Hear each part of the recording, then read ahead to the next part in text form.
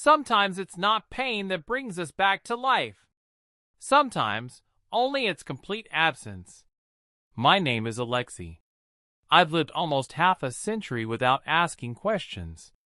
Stable job, design engineer, mortgage, ex-wife, rare meetings with her son. Not exactly happy, but not a failure either. That life didn't ask me to think about the soul, only about schedules, tasks, and evenings when fatigue replaces meaning. Everything changed on January 18th. It was a routine elective operation, removal of gallstones. I was warned that everything will pass quickly. I joked with the anesthesiologist, signed the papers, and closed my eyes to a strange metallic-smelling mixture of antiseptic and something copper. Then the void. No tunnel, no light, not even fear. Simply disappearing. It was as if someone had torn out a page that said, I. And then the gap. Not an awakening, but a breakup. At first, I didn't realize that something had changed. I felt like I was standing on my feet, but I couldn't feel the floor.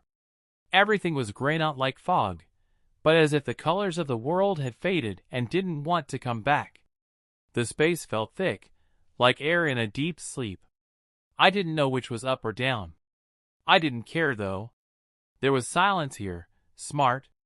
Not just the absence of sounds, but the presence of silence. It was looking at me. And I felt, there is nothing accidental here. Not even me. In the distance, if far away, is even applicable to this place, something was moving. Not a figure, not a light. Rather, it was a memory of movement, as if someone had walked here thousands of years ago, and the trace of their footsteps still vibrated in the fabric of reality. I wasn't afraid. That was the strangest part. Everything in me already seemed to know that this meeting was inevitable. And it started before I was born. At that moment, I didn't realize I was dead. It just felt like I was caught in a crack between worlds. It was as if someone had cut through the fabric of my existence and inserted something else into it. And this is someone else's. It was getting closer. Not all darkness is evil, but all evil prefers darkness. I was walking, or thought he was walking. There were no footsteps, and neither was the floor. There was only the intention to move. And it worked like a command addressed to the space itself. It wasn't me who obeyed the laws, now the laws obeyed me, but with irony. With a delay. It was as if the world tolerated my presence out of politeness. What was moving in the distance was no longer hidden. Its approach was not accompanied by any sounds or flashes, but I knew that it was getting closer, even if I closed my eyes. Although, as I realized later, I didn't have eyes here. There was no body, only awareness of the body. A ghost of the flesh I used to encase myself in. Suddenly I noticed the figures. First, the silhouettes. People? Shadows? They didn't move. They stood at the edge of my vision, as if they were cut out of gray cardboard. Without faces. But I felt that they were watching. Not out, but into me. Their presence gave me a strange feeling, as if I were being read aloud, like a book that had long been forgotten in the attic, but was accidentally found during a fire. I tried to speak. Where am I? The sound came out, but not into space. It bounced off of me. It is as if the voice is not a manifestation of intent, but simply evidence that I am still thinking. The silhouettes moved. One step. Second. Very slowly. Without a goal. Without a will. Just a reaction. As if they were bored and decided to see what would happen if they got closer. I froze. And at that moment, for the first time, I felt fear. Not as an emotion. And how, a reminder of reality. This feeling said, you're not on your own territory anymore. I wanted to wake up. I tried to remember the operating room, the white light, the doctor's voice. But the memories didn't come. Not a single clear image. It was as if someone had cut out fragments of my memory with scissors and burned them. And then the sound.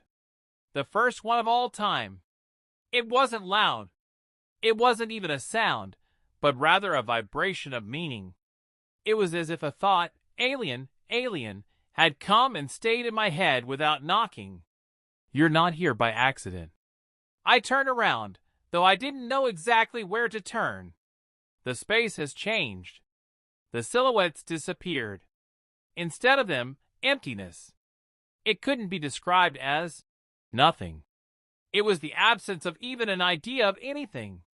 You couldn't be there. But she was. And that's where she started coming from. First as a glimmer, then as a clear outline. Woman. Majestic.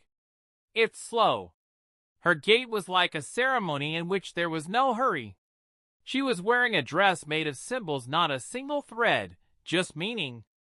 Distorted. It's like I've known her since I was a kid, but only on money, stamps, and the news. I knew her. But he couldn't afford to believe it. You? The words didn't come out. Only an internal response, similar to a tonal shift in reality. She stopped a few paces away.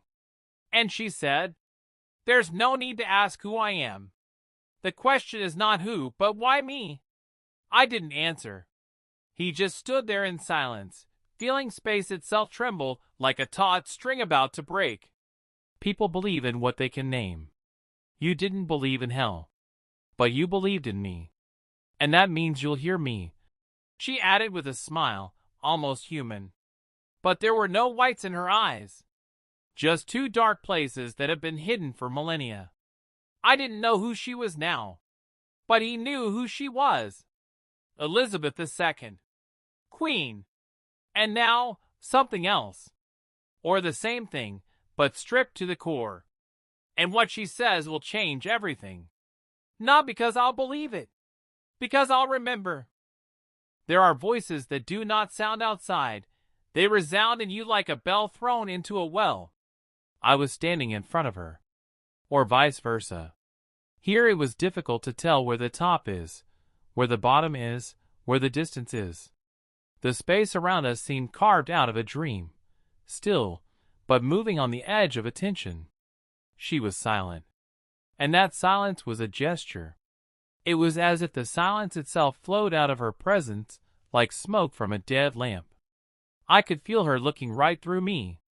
Not with your eyes. With the eye of an idea.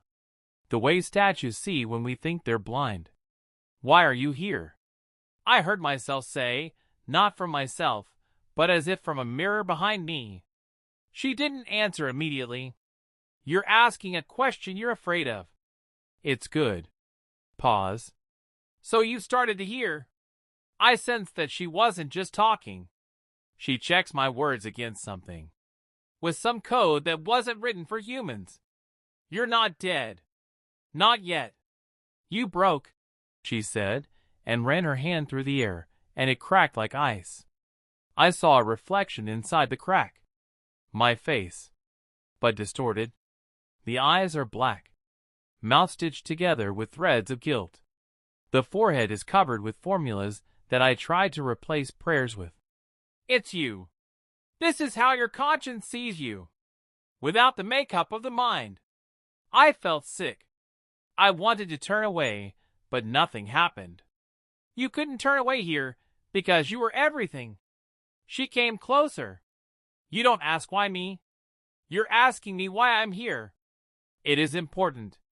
Because there are no random shapes here. I saw her face again. Not the old one. Not young. Just iconographic. A face imprinted in the memory of mankind, like a watermark in an epoch. I'm not the queen. Not even a ghost. I am the echo of the symbol. I am what happens to an image when it is discarded. I didn't understand. People create idols. They worship. They believe. And then they forget. Or they divide the image into a cult and a news item. That's when the symbol starts to live its own life. Without a host. Without meaning. It no longer carries the light, requires attention. She raised her hand, and a crown appeared in it, made from clocks, spires, television cameras, and the wreckage of the monarchy. Ants crawled on it. I recognized them. We. People. Thinking people. But too busy to look up. You came here because you're an engineer of faith. You didn't destroy God, you. Redoing it. In the diagram. In the hypothesis. Into comfortable silence. I wanted to protest, but there were no words in my chest. Just a clot. Every person needs to hear the one whom they listen to instead of God. I was your gospel. Silent, but authoritative. You believed in order. In stability. A crown, not a cross. You're here now. She put the crown on the floor, and it fell through the gray mist. What will you do with me? I whispered. She smiled. Me? Nothing. I'm just a mirror. But if you want to be saved, you'll have to stop looking at your reflection. Suddenly, everything began to shake. Figures began to appear in the fog. Huge, with empty faces. Like icons left behind in an abandoned church. They were all me. By me in different roles. Me, as others saw me. Me, as I wanted to be. Everyone is soulless. Each is a false self. And in their silence, there was a verdict. Welcome to the stratification zone, she said. This is where the versions end. And the truth begins. When you lose yourself, you don't fall into the void. You end up in the company of the people you pretended to be. I don't remember taking a step. Either I stepped in, or one of my shadows. Everything happened without choice, without will.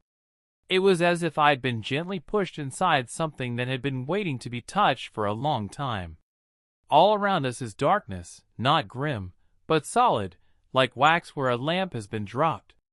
The shadows moved, not from the light, but from thought. My own thoughts formed images, and those images were no longer under my control. It was a place where your every self got a voice. I saw myself in a sort of glass corridor. Behind the walls, scenes, excerpts, life, parallels, mistakes. I approached them like a pilgrim approaching an icon, but there were no saints here. First scene. I'm at my father's funeral. I stand in silence. No tears, no words. I look at my phone and check the stock numbers. I used to say, I don't know how to cry. I can see now that I just didn't want to feel it. The second one. I'm with my son. He draws. Small, about 5 years old. He hands me a piece of paper. I take a quick look, say, well done, and keep typing. Not because I'm in a hurry. Simply, I'm not interested. And that was the worst part. I wasn't a bad father. I was indifferent. Third, I'm in the mirror. 40 years old. 1. I iron my shirt. And in this movement, emptiness. No meaning, no love, no expectation. Just the habit of looking alive. These scenes were not blamed. But I felt that they were collected by someone. As evidence. But not for the court. 4. Wake-ups. I heard footsteps. He turned around. She was here again. You're starting to remember. Does it hurt? I didn't answer. My chest burned with something I had long avoided, shame. There are no tormentors here, she said. Just you. And the ones you used to be. I peered at the walls. And I noticed that the reflections were moving. Each of the me's is alive. They're looking at me. Some with anger. Some with sadness. One with contempt. Who are they? It's you. In all the states that you have experienced but not completed. Thoughts you're stuck in. The fears I never felt. They're still there. And now there are more of them than you are. I pressed myself against the glass. One of the me's came up from the other side. He looked just like I do now, only in the eyes, not fatigue, anger, and something else, hunger. He spoke, but his words weren't words. It was a thought I hadn't allowed myself to voice once. Nobody needs me. I don't need anyone. This is freedom. It wasn't a philosophy. It was an excuse. Formed when I let go of my last attachment to my wife, to the house, to faith. What is this place? I asked her. Hell? She gave him a stern look. No emotions. It's deeper than hell. Deeper? Hell is a place of reckoning. But the stratification zone is a place of exposure. You don't pay here. Here you understand what you have nothing to pay for. I felt everything inside me begin to crumble. Again, not from pain. From awareness. From knowing that no one had deceived me. I brought myself here. Then she came right up to me. You can stay here. Among the versions of yourself. Look into everyone's eyes. Forever. Or, she held out her hand. On it is a battered old book. Without a cover. Yellowed pages. It smells like wax and dust. I recognized her. This is my diary, which I started when I was 16 but abandoned. Only one entry was in it under the heading, If I forget who I am, who will remind me? She put the book in my hands. There's a way beyond that. But there's a truth behind it that you can't help but see. I was looking at the pages. New lines appeared there. By themselves. They were written now. My thoughts. My fears. She said, If you're ready to read, go ahead. Then she disappeared. Just a tunnel ahead. Twisted. Too narrow for the body. But I don't have a body anymore. I took a step. Some books cannot be read. Just relive it. And only then to understand that you were their author. I didn't enter it with my feet, but with a feeling. The space around us is no longer something that can be described by geometry. It curled up inside itself, like a finger pointing not forward, but into the very heart of the beholder. In front of me is the library. Not just storage. It was a place without time. Rooms filled with volumes that hadn't been touched by dust or years. Each shelf stretched up to the sky, which was not there. And if you looked up, it was bad. Not out of fear, but out of awareness. There's someone watching, too. I went to the nearest book. It throbbed. The cover is gray, smooth, with a barely discernible title. Silence of 1998. Third Monday in August. 16:14. I opened it. At first, nothing. Blank pages. But then excitement. The body that wasn't there responded with a memory. Summer. The sound of the fan. My mother calls me to dinner. I sit outside the window, watching a neighbor's cat crush a lizard. And I think, why do all living things die so casually? I didn't ask this question to anyone at the time. I didn't write it down. I didn't repeat it. He was left, hanging.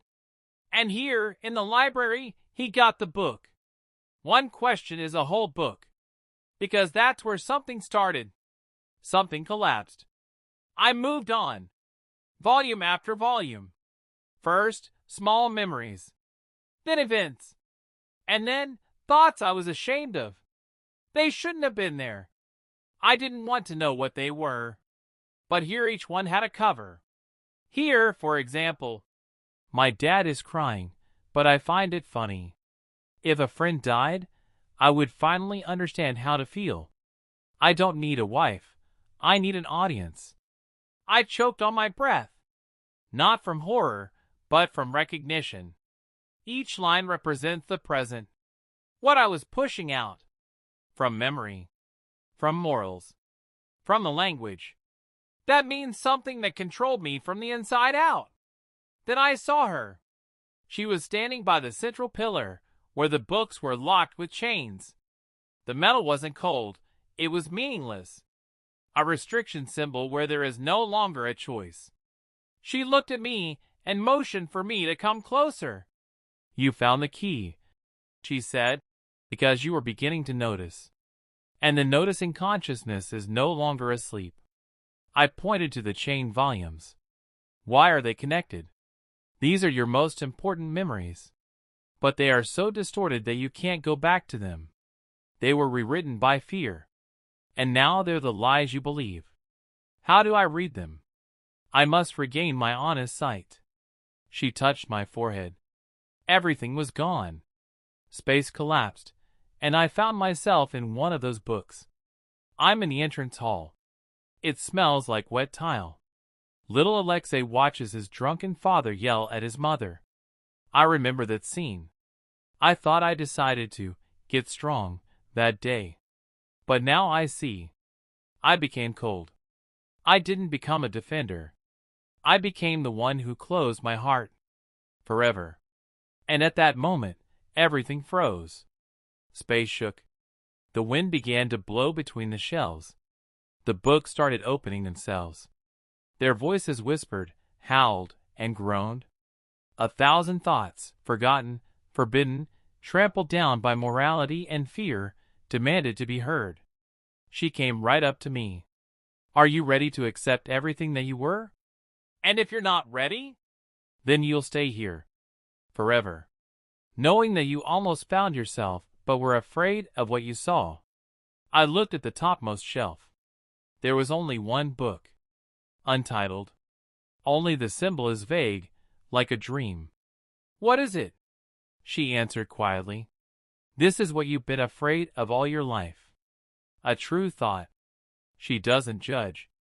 She doesn't show mercy. It's just there. And if you read it, you can't be the same anymore.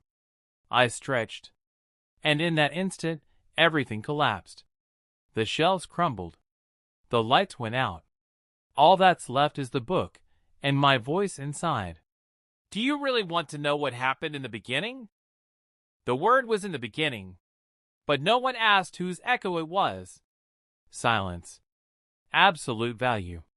Not deafness, not the absence of sound, but the state before it. Just like before the first breath. Just like before my first thought. It's like I'm in pre-speech. In my hands is an untitled book. It's warm. It beats like a heart. But I know, it's not the heart. This is the first thought that gave birth to everything else. I opened the first page. Empty. The second one. Empty. Third. Word. 1. Why? Not who, not where, not why. Just this, why? And I got it.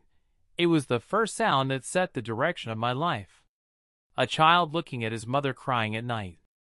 A young man looking at the cross on his neck, not understanding who needs it. A man sitting in the quiet of an office, asking himself not what he's doing, but why he even exists. The word didn't seek an answer. It created a searchable space. I felt it enter me. Not as a thought, but as a shift. Everything started to shake. Sounds appeared. Not voices. And the echoes of those, why, questions that I once asked, and turned away from them. Why did I get married if I didn't love you? Why did I want a child if I was afraid to be myself? Why did I wake up every day if I didn't expect anything? Inside the book, as if on film, life began to scroll. But not in the form of events, and in the form of directions. I saw that my whole life is a wandering between other people's. Why?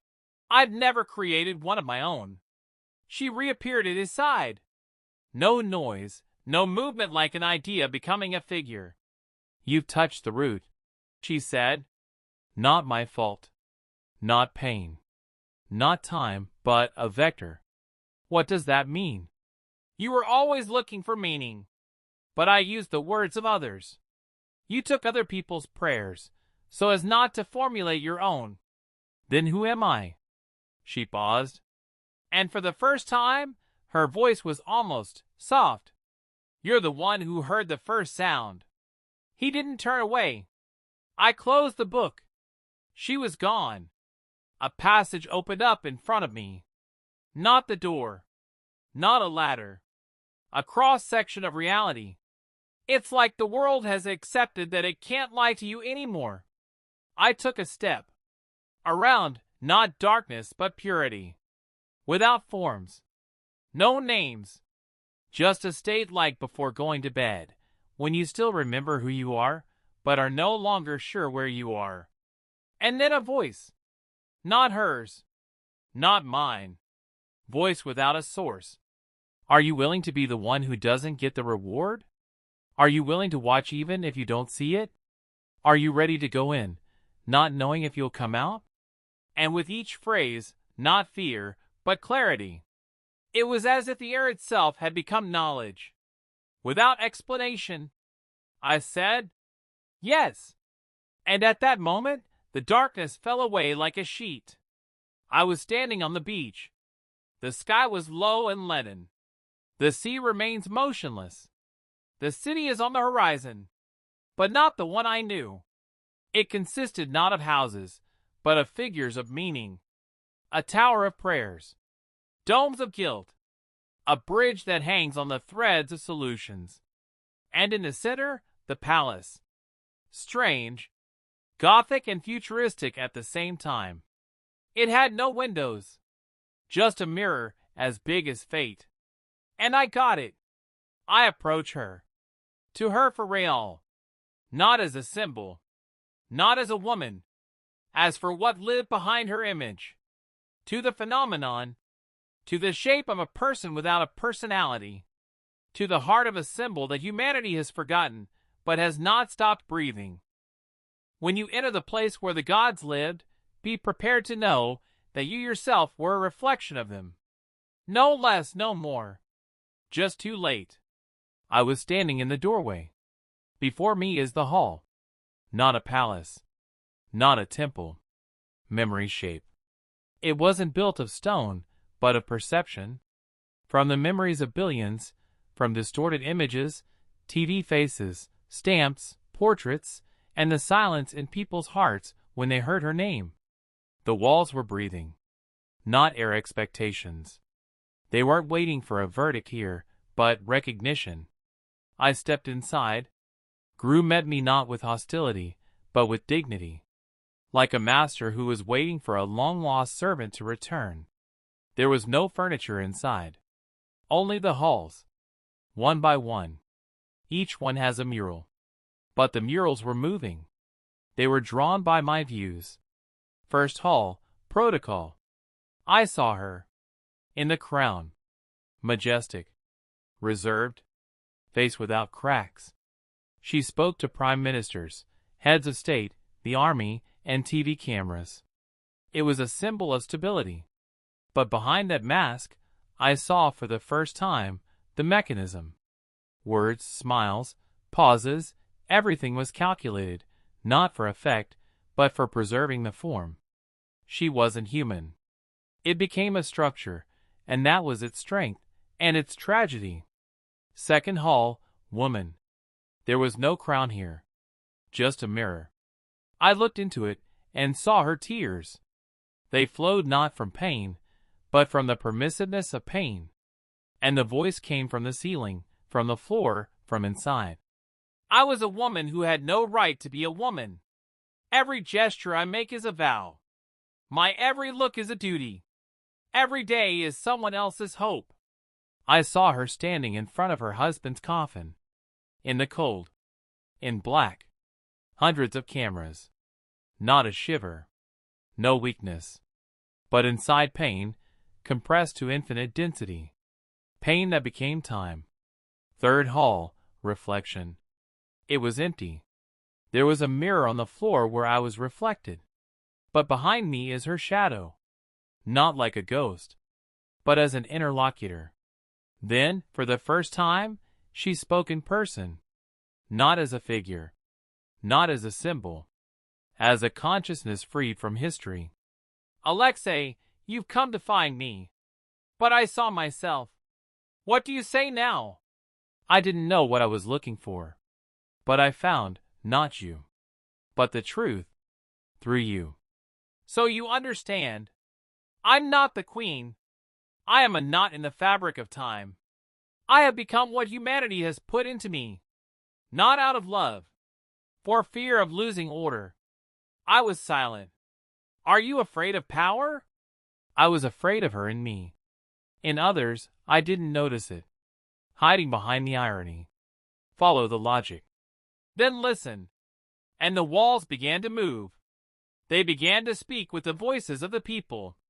Millions of voices, like sand, like rain, like sin. It is eternal. It is sterile. It is a great void in which you can put your meaning. I could feel the shells being torn from me. I wasn't a man anymore. Wasn't dead. He wasn't a character. I was the gaze. Clean. Without skin. Without protection. Why me? She smiled. For the first time. Because you didn't believe in death. Not my own.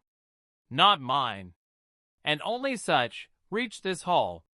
I understood. Her image is not the spirit of a dead woman. It is a residual form of the human desire to belong to an order, even if that order itself is a lie. She was an icon of the fear of chaos. But now, and she was dying. She looked at me, and there was no grandeur in her gaze. Humility. I'm tired. From the ages. From roles. From the views. Take my name. And go away. Where to? Where you will become a symbol yourself. Or something that has not yet decided to be alive will burn. She was gone. So I stayed in a hall that was no longer a hall.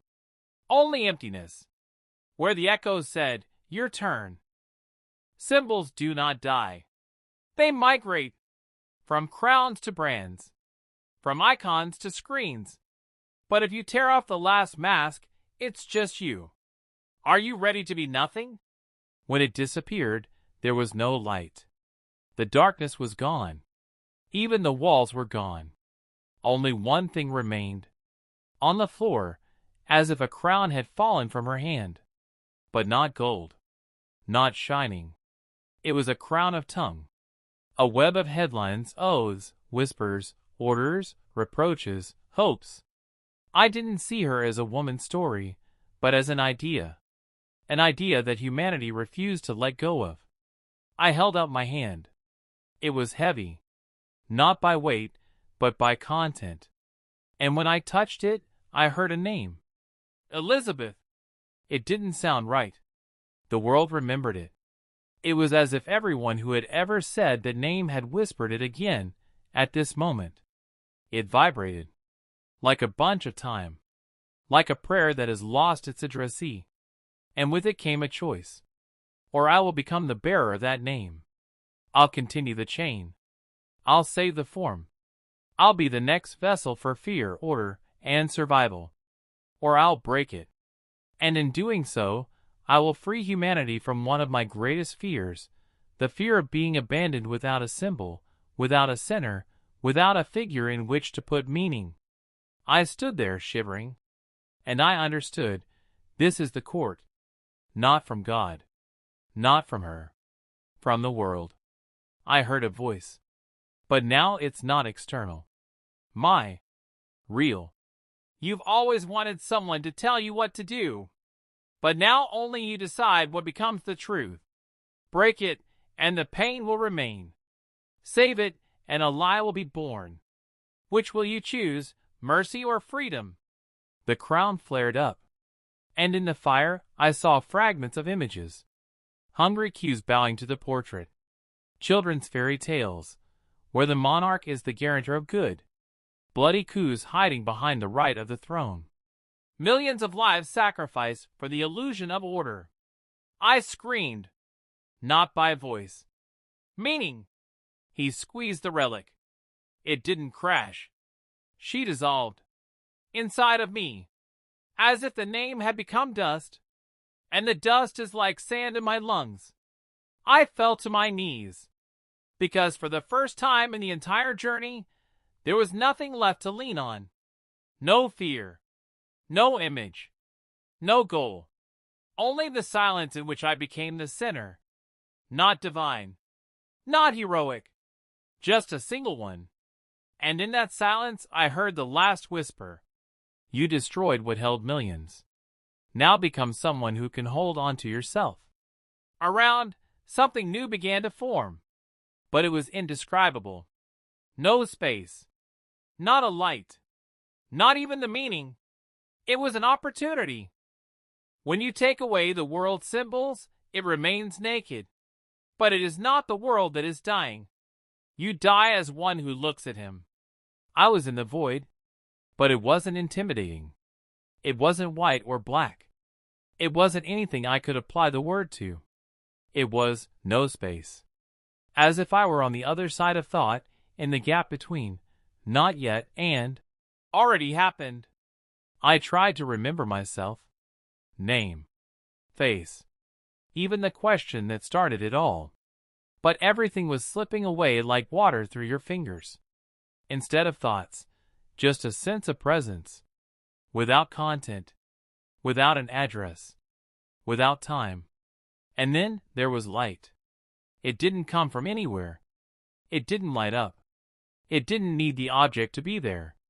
He was an absolute clarity that didn't tell, but made any delusion impossible. And for the first time, I saw myself as a fact. Not as a man. Not as a traveler. Not as a character. Not as a voice. And as the presence of consciousness, which does not require a cause. And I got it. I always was. I was never born. I am an awareness that has forgotten that it does not belong to the body, to time, to the world. I am the voice that tried to become a name, an image, a function. And only now am I free. The light asked no questions. He didn't. He just wouldn't let you lie. I realized that this is the court. Not an interrogation. Not Libra. It's the inability to be anything other than what you are. And in this impossibility I felt compassion, not as an emotion, but as the structure of reality itself. It was as if the light was speaking. You forgot, because otherwise you wouldn't have been able to walk the path. You suffered because you were looking for boundaries where there were none. You created the gods, so you wouldn't be yourself. And then I asked my last question. So everything I've experienced is an illusion? There was no response. But the understanding was total. No. Not an illusion. And the form you need to get here. Like a shell that cracks when it's time to be born. I closed my eyes. I didn't have any eyes anymore, though. And he said, I'm ready. And then the light disappeared. Not because he left. It was because I was no longer separated from him. You were part of everything. You are everything. But when you come back, you will realize that you don't create the world. You create only your own path in it. The world of the living has become a reality again. But not the one I'm used to. He was different. No better. Not worse. Just different. I opened my eyes. And behind every moment, I wasn't sure it wasn't just a dream. I could feel my skin. Smooth. Someone else's. It's like I don't know what it means to be a body. It's like I'm standing in an empty room filled with meaning. And it all seemed like one big reflection. People were passing by. They didn't notice me. But what I saw in their eyes was not meaning, but a look through meaning. It was as if their world was a crumpled sheet, but they didn't realize that everything they saw was just a shape. A system that creates a pseudo-reality. I wanted to say something, but I realized that even the words had no weight here. They were not currents, but just clumps of air. Isn't there an eternity in a minute? I walked down the street. The usual one. Just like before. But now the street seemed unspeakable. Each house was simply built. Each person is just a carrier of ideas. I stopped in front of a shop window. And I saw myself. But not yourself in the usual form. Not a reflection. And the concept. There was no life in it. Simply, a form detached from its source. I considered my reflection, but not as something of my own. The man in the glass wasn't me. He was just an image, made up of many tiny fragments. The words I said, the touches I made, the thoughts I once thought. It was a sign of the past. I was walking. And in every step I took, it felt like I wasn't walking, but just watching the steps being taken. Then I heard her. Not physically. Not from the outside world. But from myself. "You're back," she said. "You came back, but not to believe in this world." I turned around. There was no one there. "You shouldn't be here," she continued. "You're not who you were. You can't be the same. You have seen the truth. You don't see illusions anymore. But you see yourself as one of her reflections. So what do?" I didn't know what else to say. I could feel her presence, but I couldn't find her. "Nothing. You can't change anything. You were part of everything. But now, like everyone else, you're just an observer." And I was back in the very center of my city. Lots of people. Many lives. And their paths, intertwining, forever falling apart, converging again. But now I didn't see the world as a ladder for everyone to climb. I saw it as a closed system, where each step can be a beginning, but also an end. The environment I live in doesn't exist. There is only my own point of perception.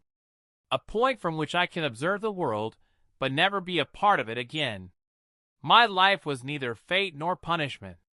It was just a collection of random opportunities that I experienced without understanding their true nature. I looked outside again.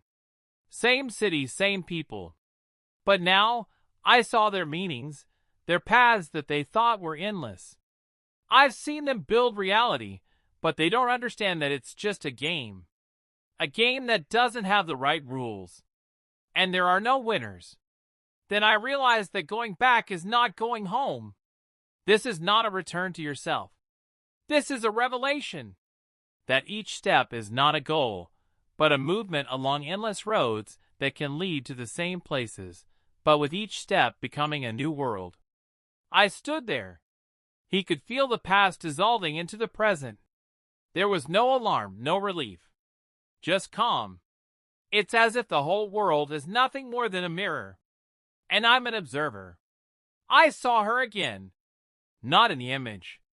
Not in words. But in the very silence in which there are no questions, no answers. And she said, "You won't stay in this world.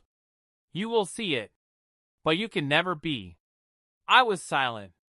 I could feel her words seeping into me, becoming a part of me, but not defining me. This was the last step. Not to the future, but to an eternity that has no beginning and no end. And I realized I became the light. A light that doesn't illuminate, but simply exists without needing to be noticed. When you realize that there is no end, you discover that the process itself is the end. But the longer you become aware of it, the more it becomes an eternity. The world continued to spin as it always did. The same people, the same houses, the same streets. But I wasn't part of that world anymore. I became only a path. A point. A sign. I was a bridge between what was and what might be. It was at that moment that I realized I wasn't coming back. I kept walking, but not on the road that others can see. I went on my own. My life was not something complete, but an ever-incomplete process. And I wasn't the center of it. I was just a guiding star, not tied to any point on the map. I was a showman, not a follower. I remembered her words. There will be no end. And maybe there won't be a beginning. As I walked, I felt thoughts that had seemed important now become grains of sand flying into the void. I wasn't afraid of getting lost anymore, because there was no loss. There was a moving process.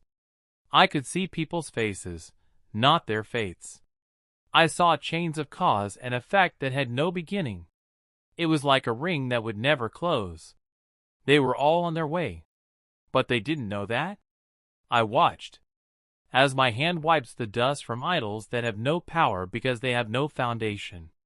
How I look at them and see no depth, no concern. Just movement. Unlimited, but not disturbing. I remembered looking for meaning in every step I took.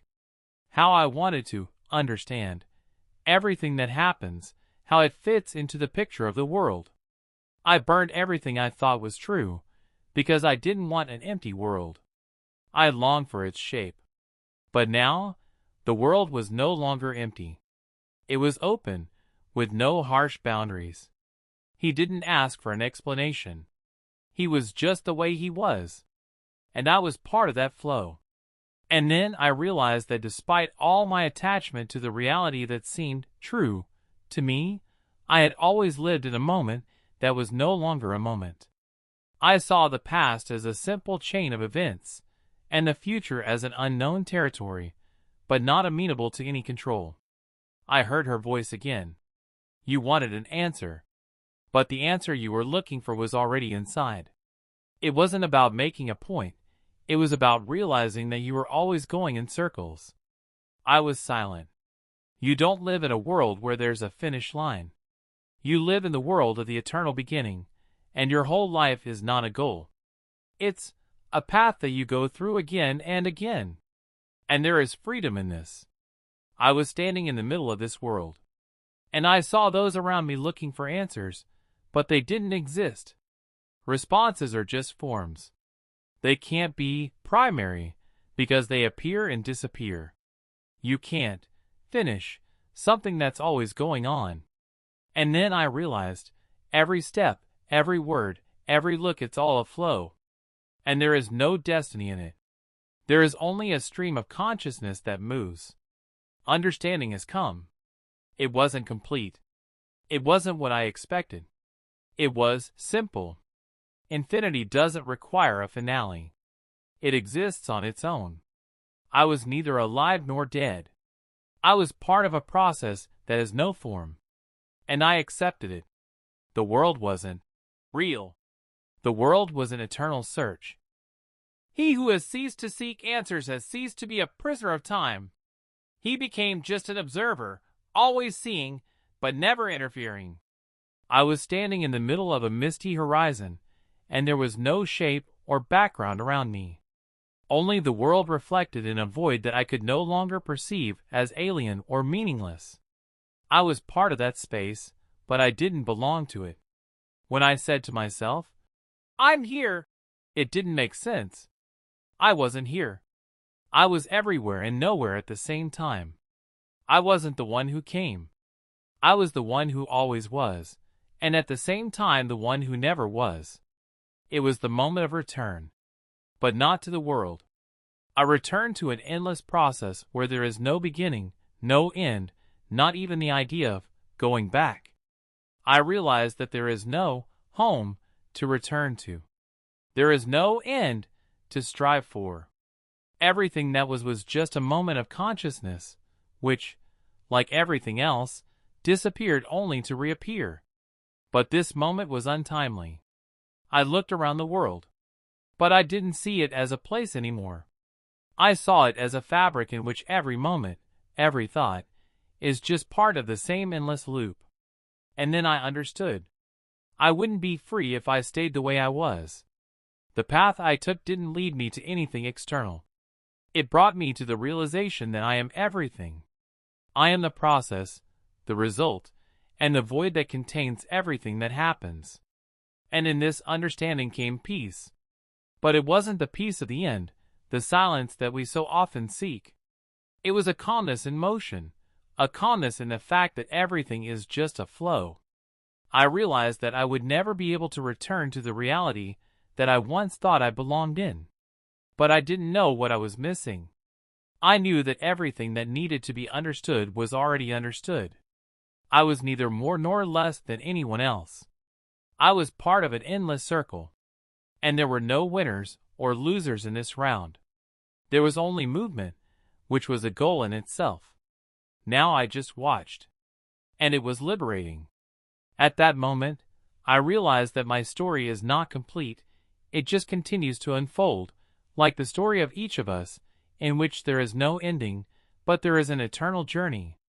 Dear friends, if you like this story, don't forget to subscribe to the channel and leave a comment.